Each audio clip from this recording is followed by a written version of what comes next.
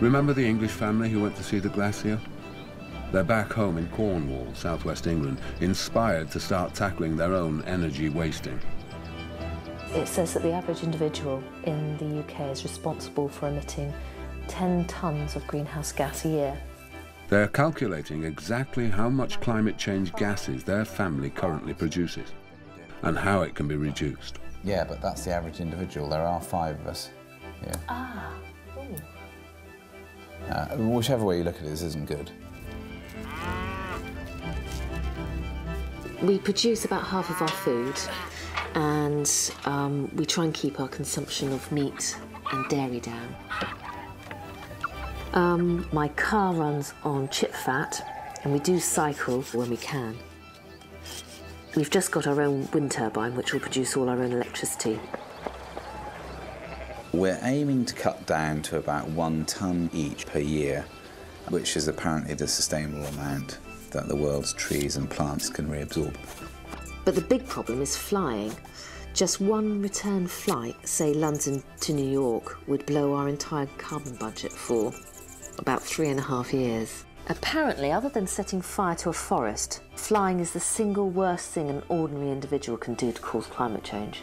So it's a bit of a dilemma because we've just been invited to go skiing in France.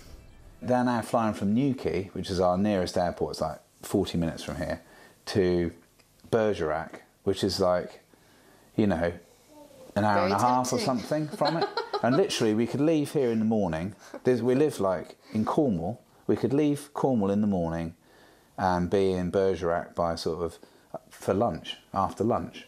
But if you actually think this is going to cause the death of people, it's actually going to affect people and make that direct connection, then it is a really scary thought. Obviously, us not flying to France or not flying wherever is hardly going to solve the problem. But it's down to what you think is the correct thing to do. Because everyone else is doing it, I mean, that's not a good reason to do anything. You know, you have to look at the terrible things in our history that everyone regrets now. You know, massacres, the Holocaust, etc. And you know, a lot of that was just going along with what was the predominant thinking at the time. I'm almost jealous of the time 5-10 years ago when I could just jump on a plane with impunity. I didn't even think about it, it was just blissful. That's no moral dilemma there whatsoever. Needless to say, they didn't take that flight.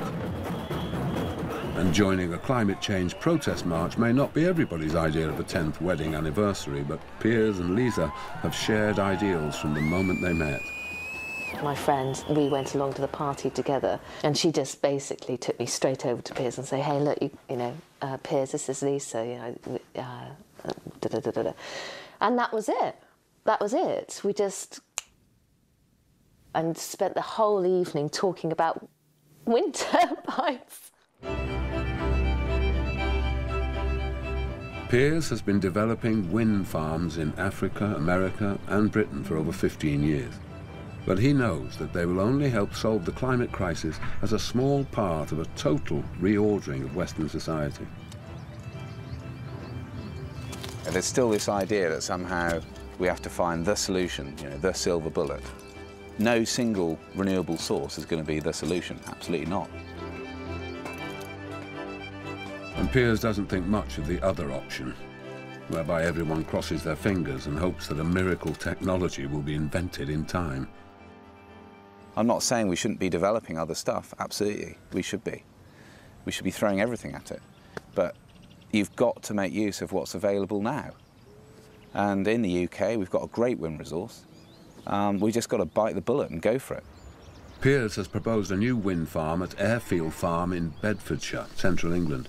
He could have 15 turbines installed and generating 30 megawatts of electricity within a year. Smiling, sorry. Well, we're the leaders of the revolution, aren't we?